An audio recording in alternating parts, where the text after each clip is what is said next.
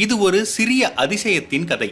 குப்பை நிறைந்த செத்துக்கொண்டிருந்த ஒரு நதி எப்படி கூட்டு முயற்சியால் உயிர்ப்பிக்கப்பட்டது என்பது பற்றிய கதை.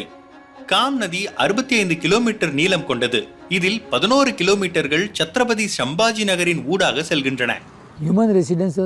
ஒவ்வொரு நாளும் இங்கு வசிப்பவர்களின் எண்ணிக்கை அதிகரித்துக் கொண்டே வருகிறது. வடிகால் அமைப்பு இல்லை. இந்த ஆறுதான் இருப்பதிலேயே தாழ்வான பகுதி.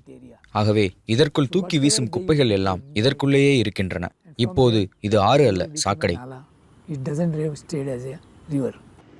வீட்டு குப்பைகளை தவிர தொழிற்சாலை கழிவுகளும் அதிகமாக இந்த நதியில் கொட்டப்படுகின்றன. நகரத்துக்குள் பாயும் 11.5 கிலோமீட்டர் நீள நதியை ட்ரோன் கேமராவை வைத்து எக்கோசத்வா ஆராய்ச்சி செய்தது. நதியின் முடிவு பகுதியில் கழிவுநீர் சுத்திகரிப்பு மையத்தை வைக்காமல் பரவலான சுத்திகரிப்பு மையங்களை தொடக்கத்திலேயே வைக்க வேண்டும். ஒரு சுத்திகரிப்பு மையம் 7 நாள்கள்ல செயல்பட தொடங்கிடும். ஒரு நாளைக்கு 2 கோடி நீர் சுத்திகரிக்கப்படும். இது பயன்பாட்டுக்கு வந்தா ஆறு சுத்தமாகும். 5 ஆண்டுகள் நடந்த காம் நதி மீட்டுருவாக்க திட்டம் 15 கோடி ரூபாய் செலவில் நடத்தப்பட்டது. இந்த திட்டத்தை தேசிய அளவில் நகர்ப்புற நதிகள் தொடர்பாக பணியாற்றும் சுற்றுச்சூழல் அமைப்புகள் பயன்படுத்த வேண்டும் என்று எக்கோசத்வா நினைக்கிறது. ஏற்கனவே நிறைய முன்னேற்றம் இருக்கிறது. ஆனால் செய்ய வேண்டிய வேலை இன்னும் நிறைய இருக்கிறது. ஒருங்கிணைந்த நீர் கண்காணிப்பு செய்ய வேண்டும்.